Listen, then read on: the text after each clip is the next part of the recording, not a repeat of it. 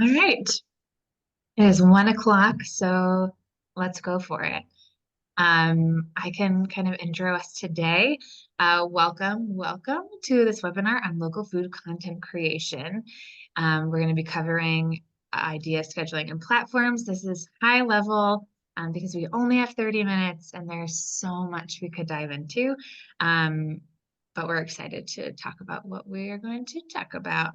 We're Taste the Local Difference, a marketing agency supporting farmers and food business owners, so restaurants, breweries, markets across the food system.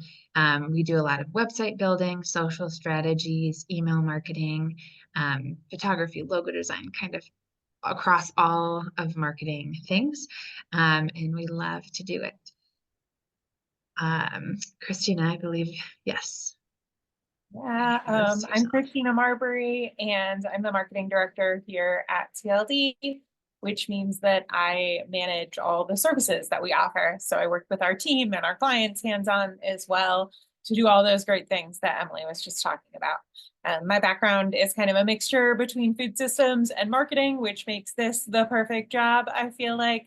I've managed farmers markets, done cooking and garden education. I used to run locally focused school fundraisers. I've also worked on farms and in restaurants and food service.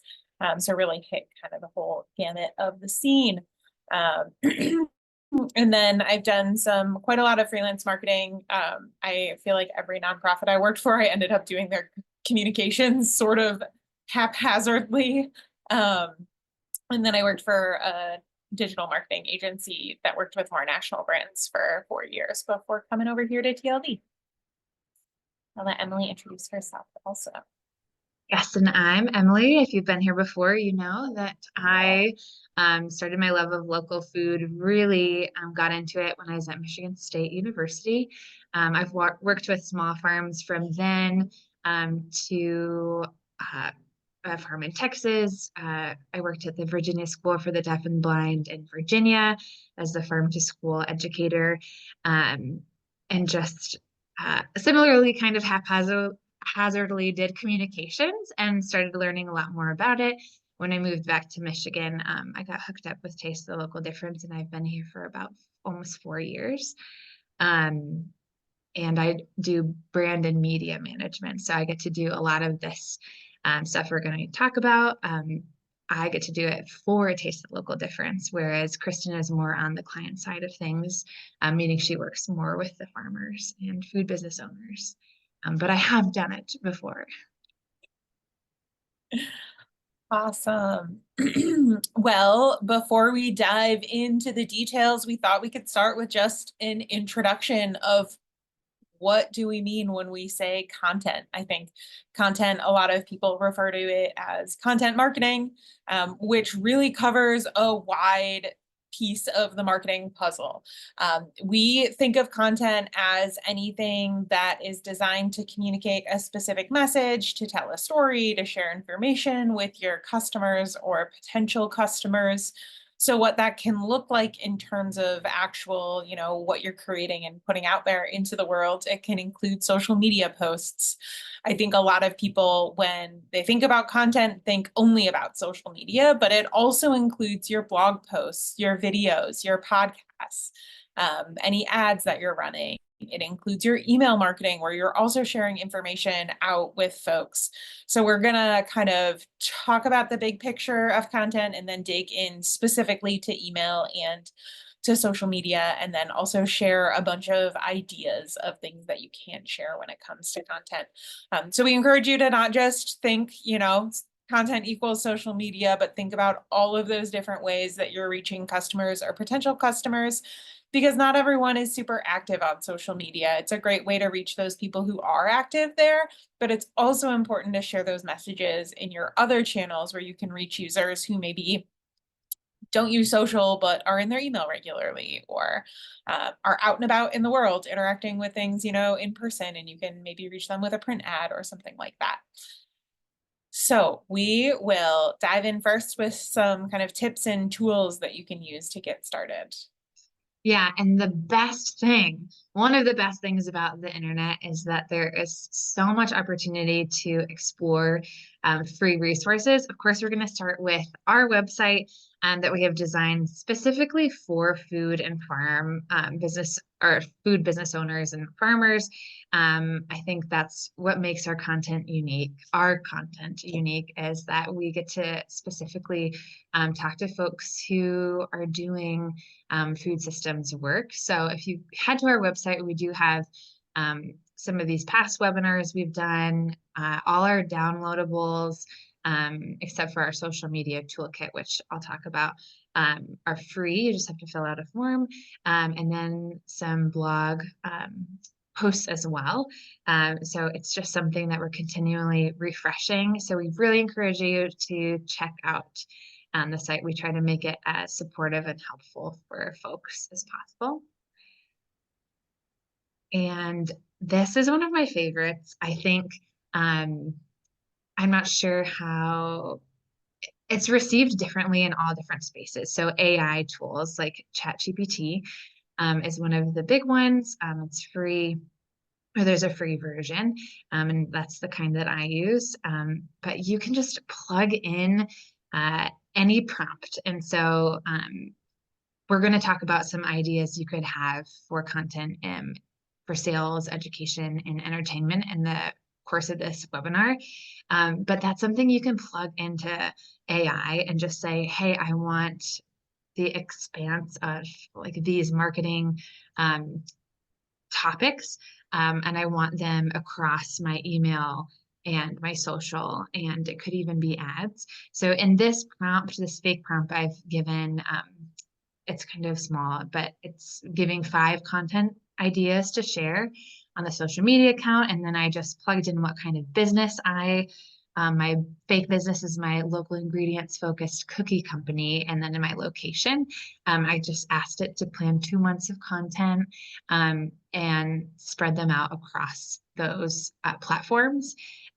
You can go as high level or as in depth as you want with this AI stuff. You could plan a year of content. And of course, we recommend like using ChatGPT or AI tools like this as sort of a rubric or like a template, or like a personal assistant. So something where you are like organizing thoughts. But of course, you're going to insert your own story or things about your product. But we love it as a great place to start, especially if you're stuck and thinking about what else can I post or what else can I write about in my email. Also, a quick internet search can give you some great ideas too. There's some paid tools out there. Again, with that internet search, you're going to find a bunch of stuff, a bunch of people marketing things. We have, you'll see all different prices range as well. Our social media toolkit is $20. It's got, gosh, now I'm forgetting. I feel like it's 30 pages of just tips and across Instagram, Facebook. It's social media focused. We've got like Lightroom presets, just a bunch of ideas. And so it's something I think it's a great resource to return to, obviously, but there's definitely, like I said, the free things we offer as well. And then also a great way to generate content ideas is by following other accounts, and specifically ones that you admire, or you say like you're a cheese shop and you want to figure out what other cheese people are doing out there. So just searching on social, finding accounts that maybe are similar businesses to yours, or they can be competitors, but they could be potential collaborators too. So maybe you're going to hook up with other like coffee shops in your area to like put on an event or something. But that's another way to get inspired to do something unique. And we don't encourage copying something exactly, obviously, but like I said, with the ChatGPT and all of these content ideas, they're reusable. People are doing even the same topic over and over again with a slightly different angle. So that's a great place to start as well. Awesome. I always like to think of following other people in the local food scene specifically, like you probably only serve, unless you're shipping products and trying to reach a wider audience, most local food businesses only serve, a relatively small area. So find businesses that offer similar products in other places and follow them for ideas. So it's not like, your direct competition necessarily, but somebody who's doing a similar thing in another place. That can be really helpful. All right, so this next section is more about like taking things the next step. So mixed messaging, talking about the different types of content. So bigger picture focus areas that you should consider integrating into your content strategy and trying to build something that reaches all of these pieces. And we'll talk about I'll go through the different types and then I'll talk about kind of creating that balance. So using these varied types of content really helps you connect with a wider audience and cater to different people's preferences or needs or what they're interested in hearing from a business. Some people like to follow businesses just for the super fun, like behind the scenes stuff. Other people are about the educational content. Other people want to know when you have an event coming up or a promo that you're offering or a new product. So making sure that you're providing all of those people with the information they might be looking for.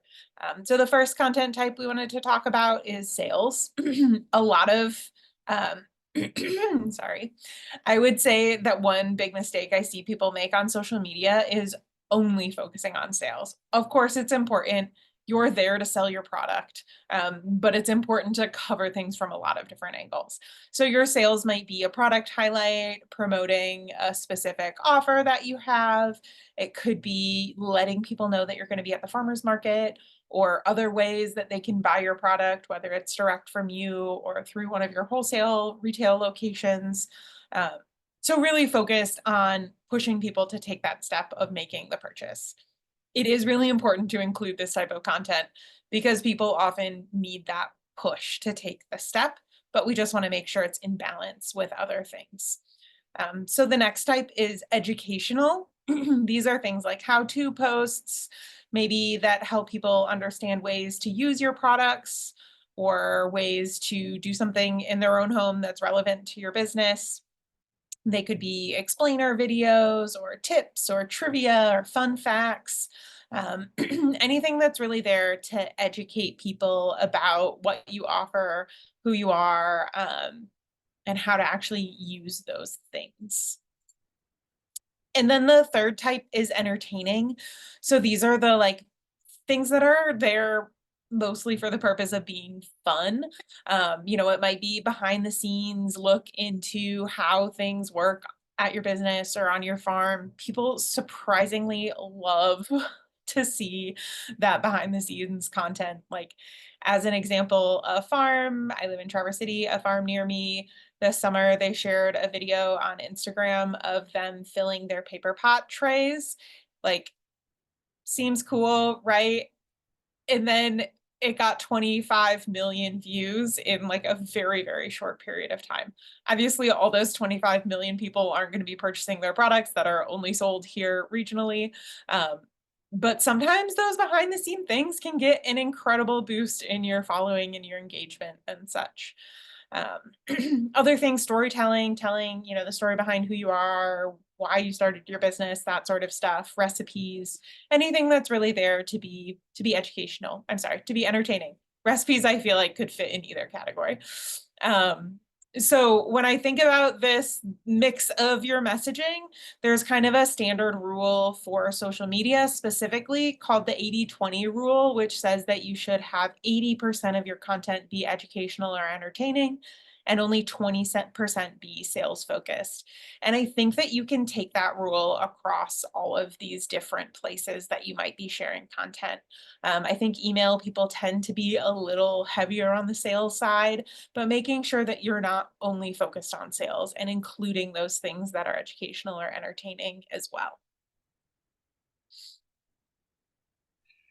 So let's talk about scheduling, scheduling for different platforms. So we're going to start with email marketing. We talk about email, and this isn't on there, but email being a great place. You're really like getting a targeted audience that wants to hear from you.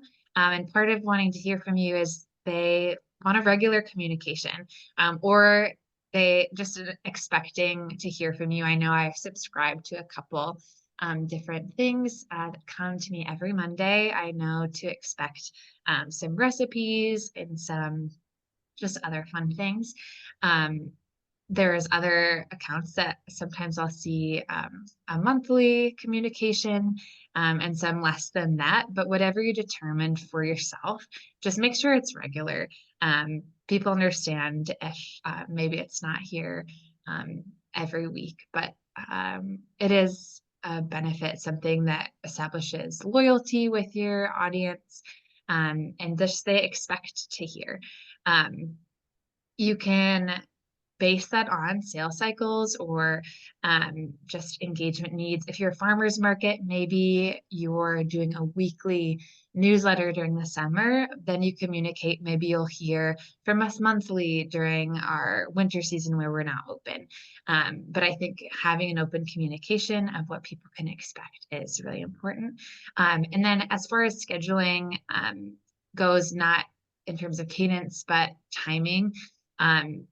You can schedule promotional emails whenever you want. So if you're looking at your cycle for the year, you know you like to do a small business Saturday promotion, and maybe this year you have a promo, or you're not even sure what the promo is yet, but part of the promo maybe is to tell your story or why to support small. That's something you can put in if you're on a platform in a scheduler way ahead of time. So we'd encourage you now, like if you're participating in Small Business Saturday, which I'm sure you are if you're a small business, schedule something now before it gets to be super rush. And that's something that you have to either throw together last minute or just say, okay, not this year because it's too late.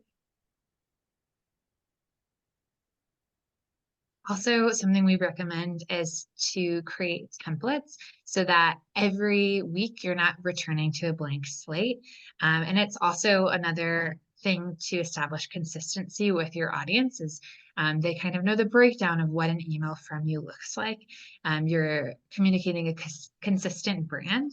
And also templates just in general, if you're having a custom template that's going to work better for you than maybe a plain text email where information can kind of get lost. This way it's really segmented with clear CTAs or calls to action where you want people to go, which is really to your shop ultimately. But again, if you're mixing up that content, it's not going to feel like a push to your shop is like a sales push all the time.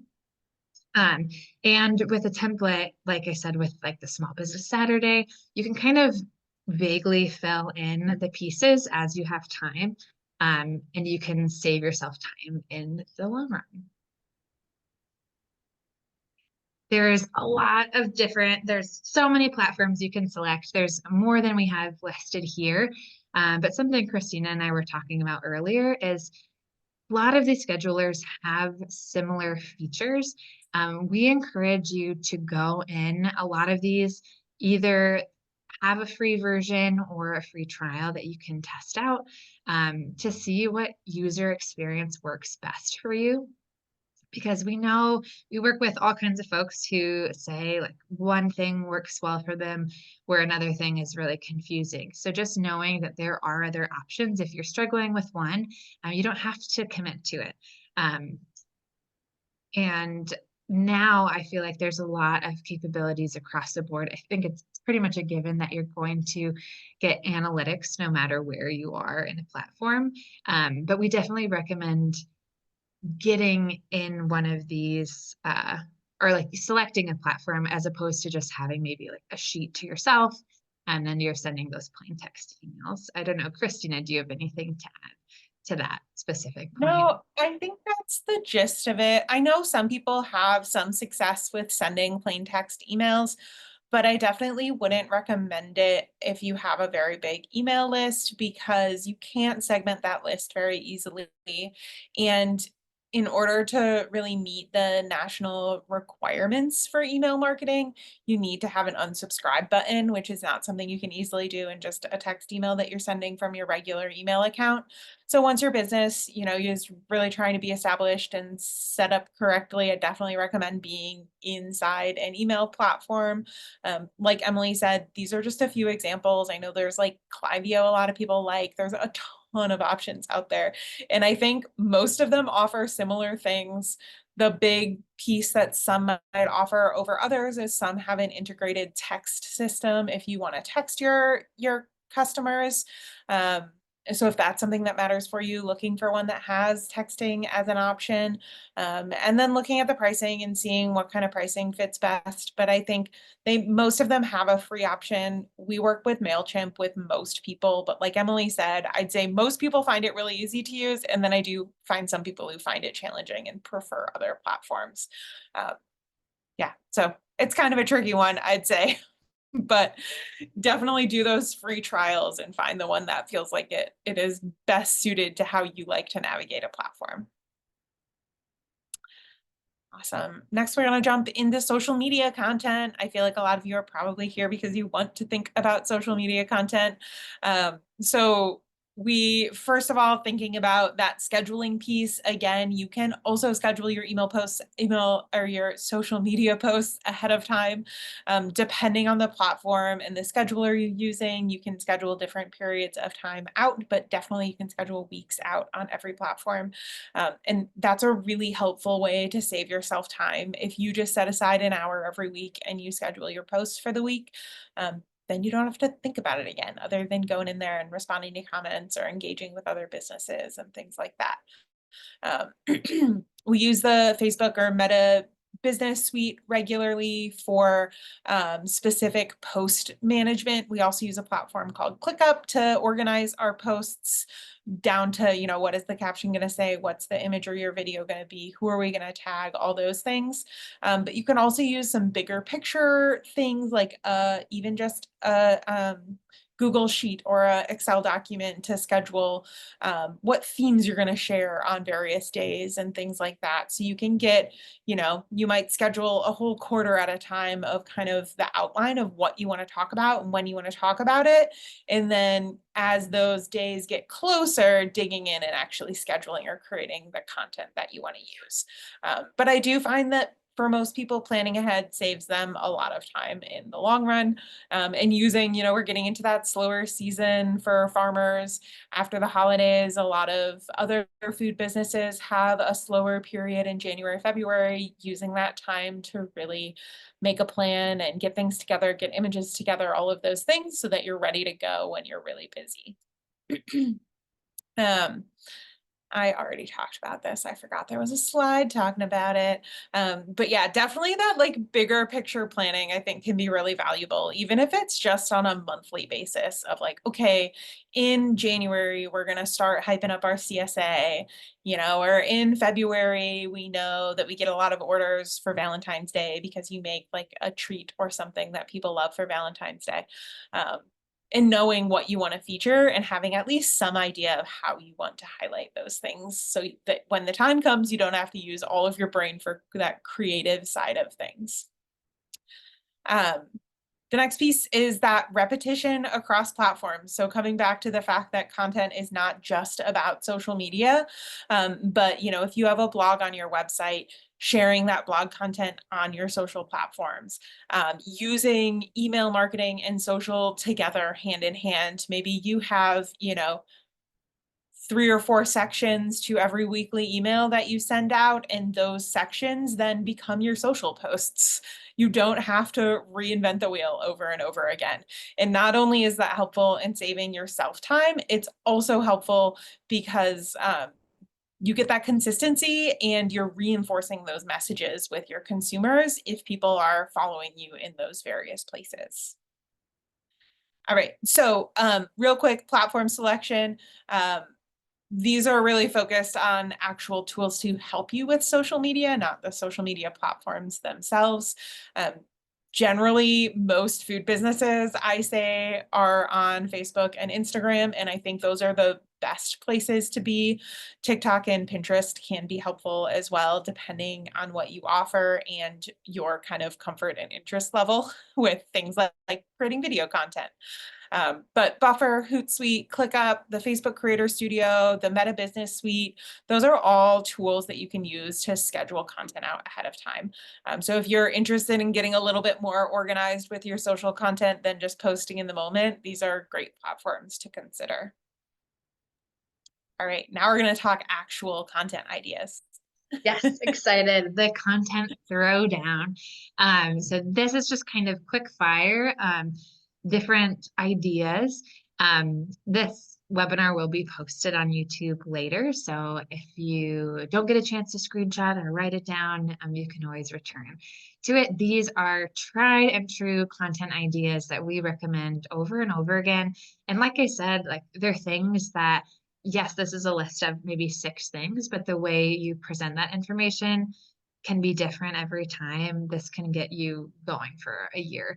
User generated content specifically, that's changing all the time. So when we say user generated content, that just means someone else is posting about your product or your business. Often, if that's on social, it might be someone's really excited, like, oh, I just got my new bottle of wine or something, and it's a picture of the wine, they're drinking it, love it, or they're enjoying it with their friends.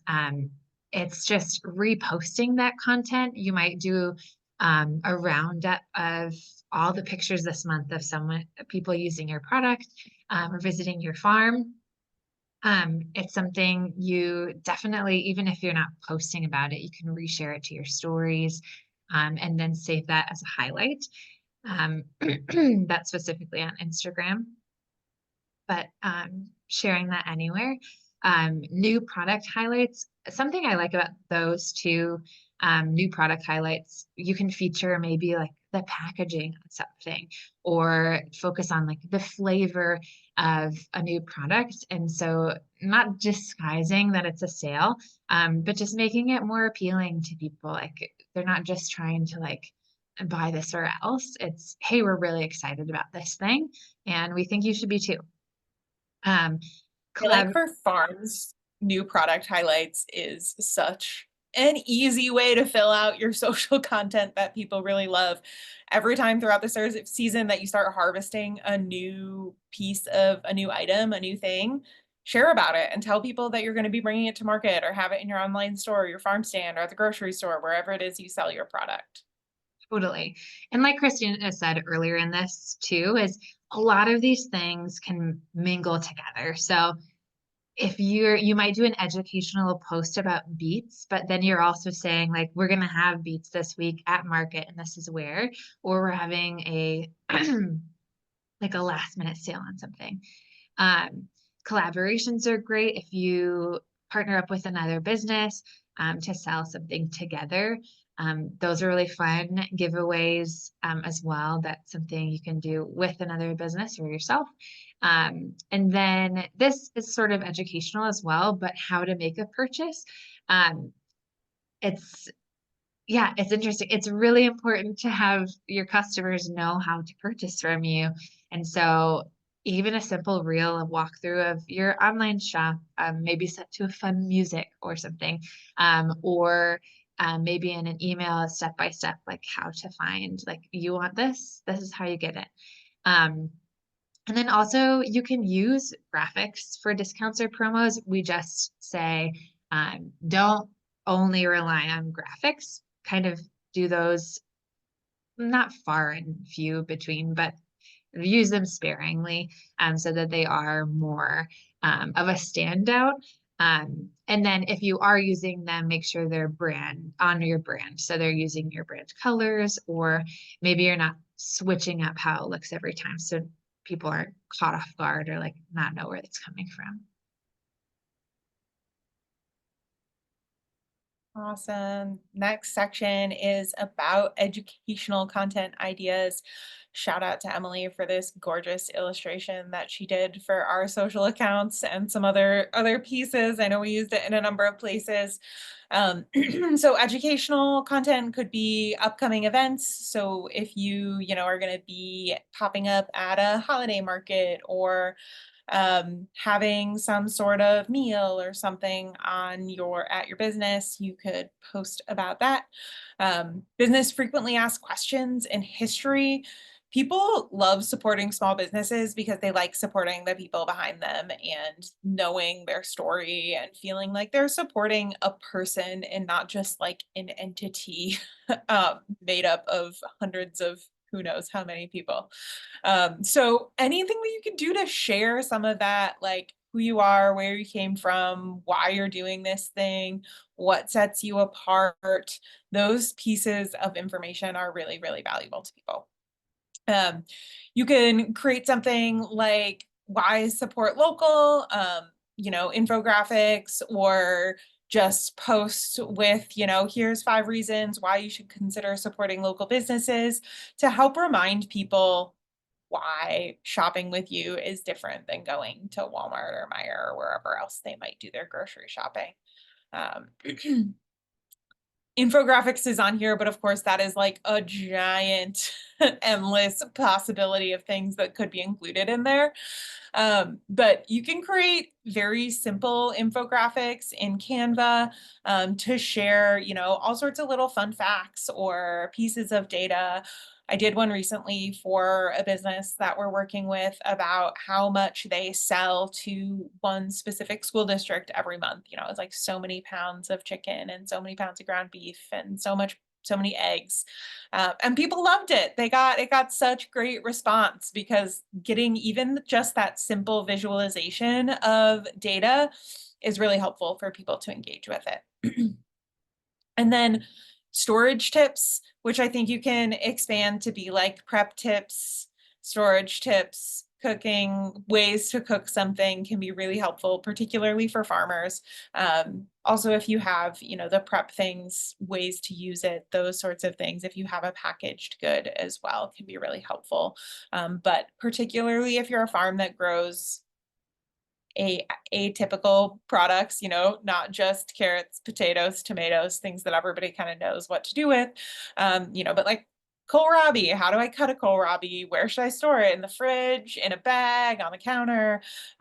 Giving people all of that information about how to best use your product is really educational and exciting. And if you make it look nice and be fun, it might be something that people will share, so you can reach a new audience because it is that really helpful information that could be relevant to anybody. We're focusing a lot, like these are social post examples, but those are great things for your email content. All of these really meet those requirements or those content ideas too. And like And I, blog content too. You can write a blog all about yes, kohlrabi and what to do with it, right? totally. Yeah, your focus could for the week or 2 weeks could be kohlrabi, and there's different content back and forth. And I know we're over a little time, so if you have to go, totally fine. This will be posted later. Um, we're getting to the final slides. So entertainment, this is an example of a Facebook post we did where we're just putting faces to names of people on our team. Like Christina said, people like to support people, not entities. So getting to know who is running your business, who's working for your business, who's supporting the business. Anytime you can get someone's face on something, that's a huge win, and a connection point for your audience. Day in the life is kind of that behind the scenes content. People are interested in what you're doing, even if it's the most mundane thing you do every day. It's a different, not everyone's experiencing the life that you're living and the small business you're running, and they're interested. Event highlights, that's another where I think a recommendation for content is if it's not you, have assign someone at any event or market or something to take photos so that you have this content to use later. So highlighting events, recipes, These are another great thing for video content is preparing recipes. People like to see those, and video content does really well on social. It takes a little more time, but it does often pay off. You can do relevant trends. So those are a little tough because you have to really hop on top of them.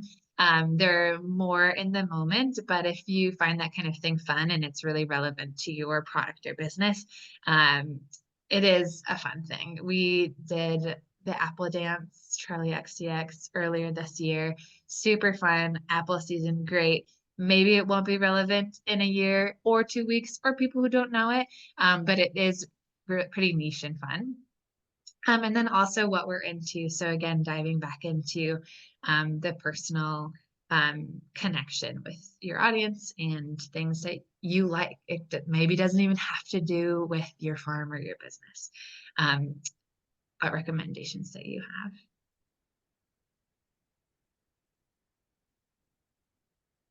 And go ahead. That's That's all we have for you. Sorry we went a few minutes over. It's always hard to contain our excitement when we're talking through things that we really love doing. We have a whole host of past webinars that as we've mentioned, these all get uploaded to our YouTube channel. If you just search for us, Taste the Local Difference on YouTube, you'll find all of those past webinars that you can revisit. And then we just have one more scheduled for the year, which is on how to build an effective brand for your food business. And then soon we'll be releasing the schedule for next year as well. Yeah, thanks so much for being here. Thank you. Thank you. We'll see you soon. Bye. Bye-bye, everyone.